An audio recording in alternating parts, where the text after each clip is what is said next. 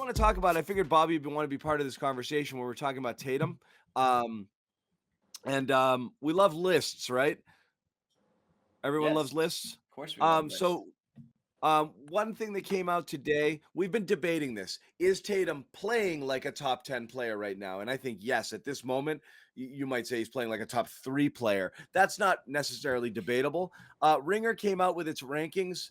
Whatever. It's a list. It's just a list, but it's always interesting to see what other people think of things. Tatum was ranked 12th on the Ringers list. Jaylen Brown, 25th, ahead of quite a few players you might be able to make an argument for, considering Jalen's missed some time and has had up and down at some points, but still a pretty solid ranking for Jaylen coming in at 25. Tatum at 12. People might argue guys ahead of him, Butler and Ja Morant, who is inside the top 10. Maybe you want to, oh, wow, did that happen? But immediately people start debating. We were having this conversation beforehand.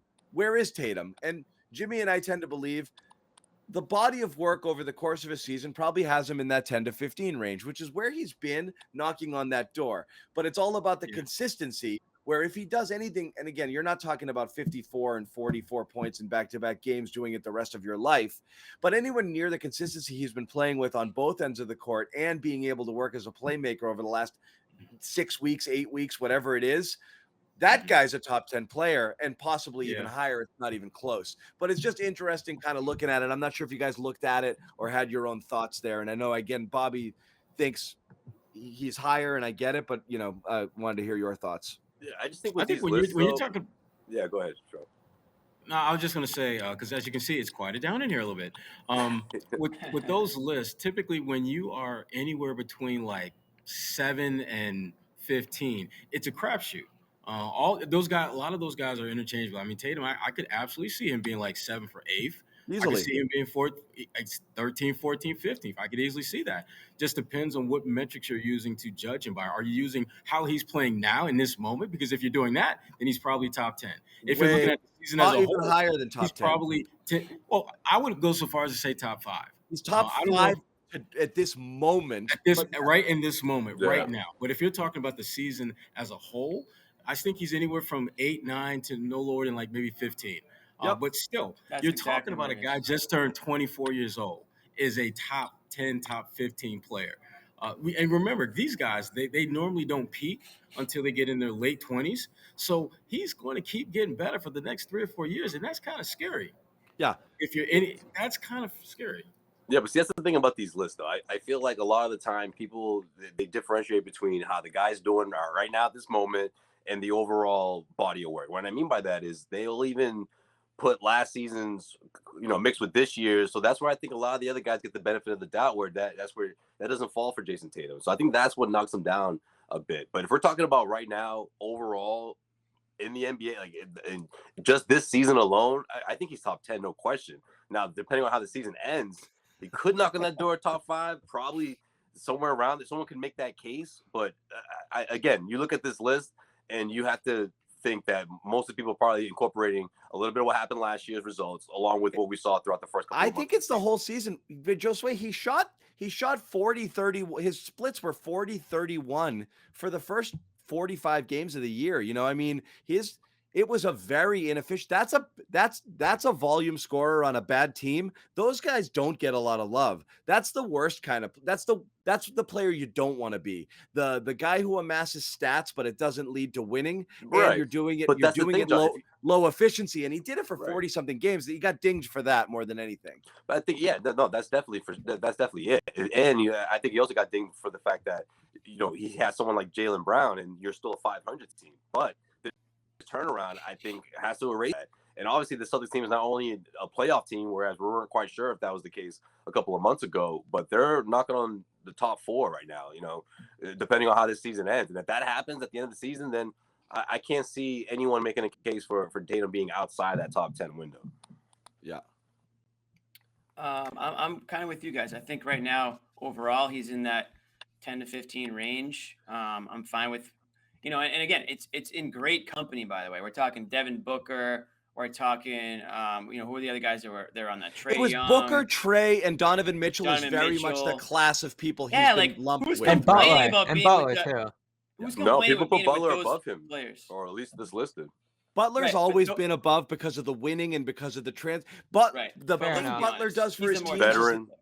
Tatum's a more from a talented skill player. perspective, there's no question Tatum's better, but Butler does all of those things you've always wanted Tatum to do, which is, be more selfless, be a dog on defense, be all Goes about back to 2020. Like he was better then, but there's still something with Butler that overcame. Yeah. And it's Bobby, still where did would, you go? probably. Horford was on. No way. He brought Horford on. He told him to come on. Horford was there and he came on. That did not happen. I think the show are messing with me. Jimmy told him that you have his jersey in the back, but he was like, "Yeah, nah, I said we need to get Bobby's video up." And he was like, "That's embarrassing. Is this guy like, what does he do?" And I was like, "You a diehard fan?" He's like, he's not a journalist, is he? I was like, actually, he's our beat guy. Guy that always stumbles over his questions when you get on the Zoom. Oh yeah. No, we're kidding, Bobby. Al was not in the show. Well, no, I was still reeling there. That's why I hopped off again for missing Grant, and that would have been extra bad if I missed that. But it'll happen one day. Good job, Sherrod. That's the Sherrod effect right there. Yeah. As far as Tatum goes, you're right. Like, it's hard to pick. You think of the talent in the league. Guys insane. talking about the Michael Jordan comments, those were fake, by the way. There's a few people in the chat talking about MJ's comments. I was going to say, which one you guys talked about that? Those didn't happen. Anyway, go ahead. I know. We have to deal with that all the time. That was just crazy. That was a fake account, and it got retweeted by a lot of people, but it didn't happen. Go ahead, Bobby. People ask me about that. There is such a clump of talent at the top, and you even think like 12, 11-ish, you're like, oh, he's close to the top. When you think of what Giannis and Jokic and those kind of guys are doing night in and night out, it is still a tall leap to the top for Tatum if he ever wants to get there to like There's MVP so status. many good players.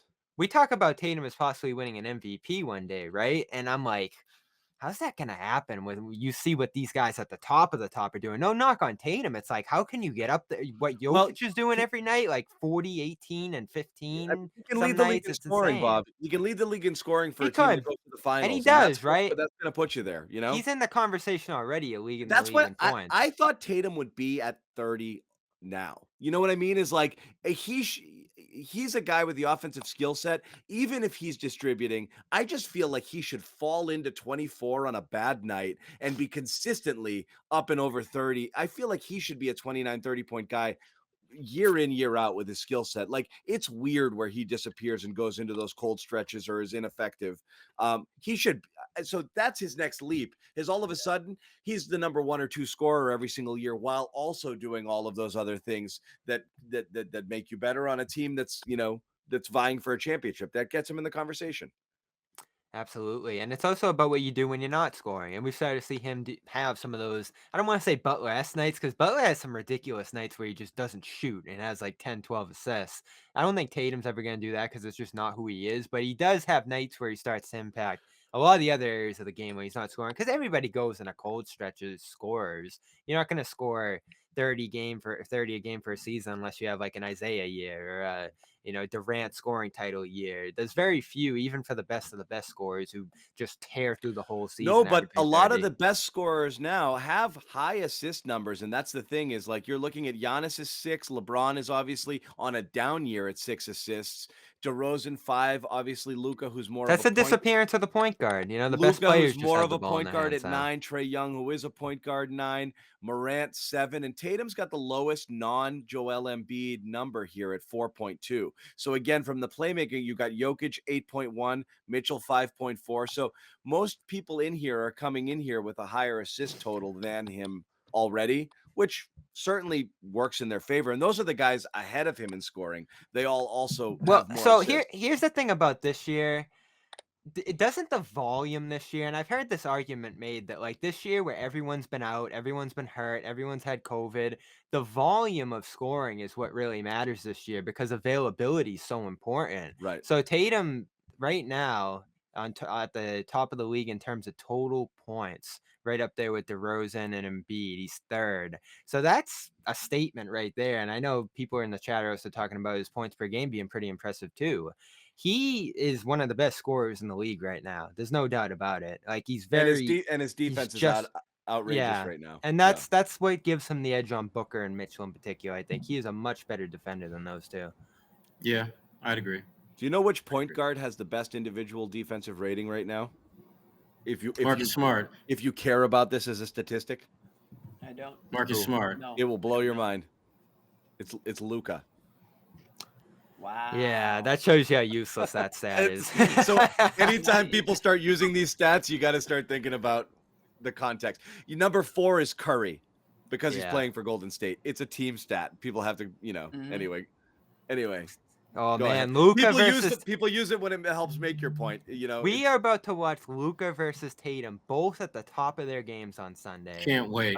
Can't wait.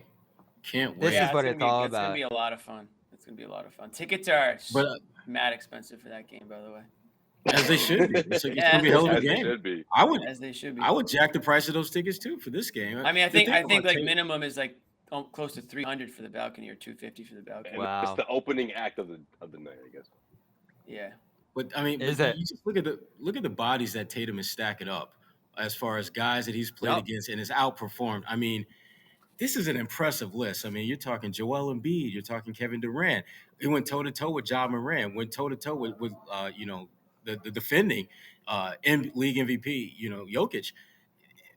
If he outperforms our good friend Luka, at what point do we need to start talking about Tatum as a potential league MVP candidate? At what point can we seriously have that conversation? Not that he's going to win it, but that he is in the conversation. I think he should be in the conversation now. But if he, there are some giants up there. Though. I think that's the one. Sorry, Sherrod. I think that's the test. That's the if. Yeah.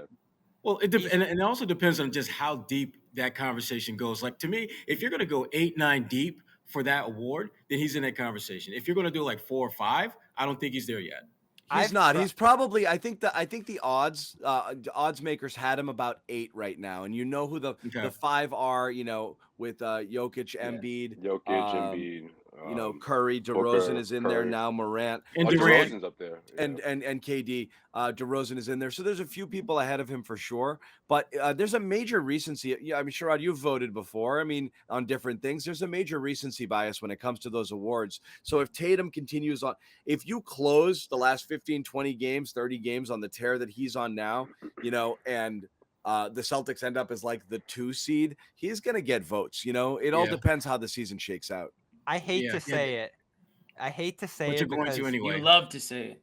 No, I don't love to say this because I am not a Nikola Jokic fan. But he won it. He's already won it. He's already won it. I mean, there's no number 2. What about Embiid? What? Yeah, I think Embiid's got it. No, Embiid's out of the race. Like what Jokic is doing with no Murray, no Porter, they're 12 games over 500, and he puts up like 40, 15, and 10 every game. Back to back sometimes, like we saw this week. He's exhausted me because I love the MVP argument. I love coming up with new names. I love to put Tatum in there. I can't do it. He broke me this week. Well, he's not up there this week. Yeah, he's not. I don't think Tatum's top 5. But I mean, look, depending on again how the Celtics record is at the end of the season and this matchup against Luka, I mean, I think he could definitely be at least mentioned as a top 5 guy. And that would be impressive. At the end of the season, yeah, I'd be very impressed though. I think if he's number 5, if he's one of the nominees. I think the way things are trending, he'll be in the 5. I do. Yeah. I do. I think it'll be Giannis, Embiid, Jokic, and Tatum will be in there. And again, it's probably Steph. DeRozan. It's a wild card. I think he'll inch ahead of DeRozan. I think he'll inch ahead of Morant because of the way the Celtics are playing and because of the tear that he's on. That's my belief. DeRozan's having a year and a half though. He's awesome. But they're sucking. Yeah, they've lost like 5 in a row. Then he lost so bad. This is all very recent. Yeah, what we're talking about is very recent. So let's talk about something that's not recent because there's the NBA though, right? It's like, what have you done lately? I don't know. I know, but that's what I mean. There's a recency bias, and the way Tatum's trending, right?